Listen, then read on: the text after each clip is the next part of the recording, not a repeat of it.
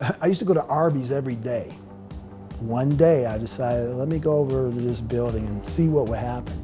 I literally walked off the street to the Denver Post, and when I told the security guard why I was there, I just couldn't believe it when he called up to the sports department, and it was Jim Harry who answered and said, bring him up. And he said, we just don't hire people off the street.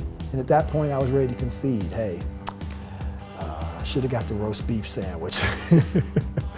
But that's when he offered me the card. And I've never let go of this card. 33 years later, I'm in the Denver Press Club Hall of Fame, and it's all born of him giving me his time. It means a lot to me. And I decided to follow up on it. He recommended the high school sports editor. I called the high school sports editor, and I started covering high school games. My first byline was in December of 1986. Once I saw my name in the paper, you couldn't tell me anything. My career had started, but I had to work really hard to get to a point where they hired me full time. In 1990, I approached Woody Page. He was the executive sports editor of the Post at the time. And he goes, I like what you're doing, kid, which is funny because I was 30 and he was calling me kid. He goes, I like what you're doing, kid, but don't quit your day job. When I was told don't quit my day job and I quit my day job, this was the check stub that I received from Great West Life. I committed 1991 to living the life of a reporter, waking up looking for stories. And I sold a lot of stories back to the Post, freelancing, a lot of stories. And I think they thought, you know what, this dude we're paying him so much money as a freelancer, we should just give him a job, it'll be cheaper. My first pay stub from the Denver Post, February 8th, 1992. I made $430 a week. Pittance. When Woody Page told me don't quit my day job, he also gave me some advice. I wrote it on a piece of paper that day. It says, define the goal, decide what's important. I've carried this with me since 1990. So that's all the magic in that envelope right there.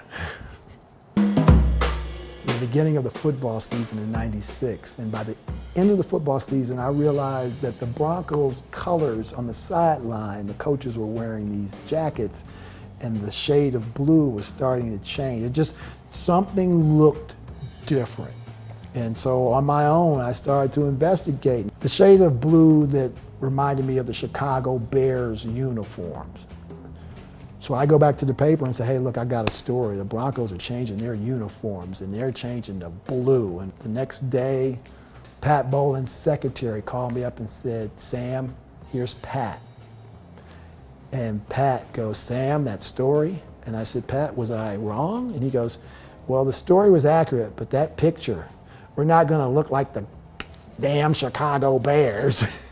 And I said, yeah, well, I just told him. And he was more concerned that the people thought that the uniforms are gonna look like the Bears. I said, but the color, that's all it was, the colors. And he goes, man, you got the phones ringing off the hook, you got everybody. And I was like, I felt so good because I'm thinking, yeah, I got this happening. And that's what you want as a reporter. And then a couple months later, I broke the story of what they looked like. Pat pulled me aside after the press conference. He goes, how'd you find out? And I said, Pat, I can't reveal my sources, you know that. And I'll never forget, he looked me like right in the eye and he goes, well, you did a great job. And that meant so much to me because I knew that I kind of spoiled his big party, but he still respected me enough to say, you did a good job. That's all I ever strived for as a reporter, you know, being honest, being fair.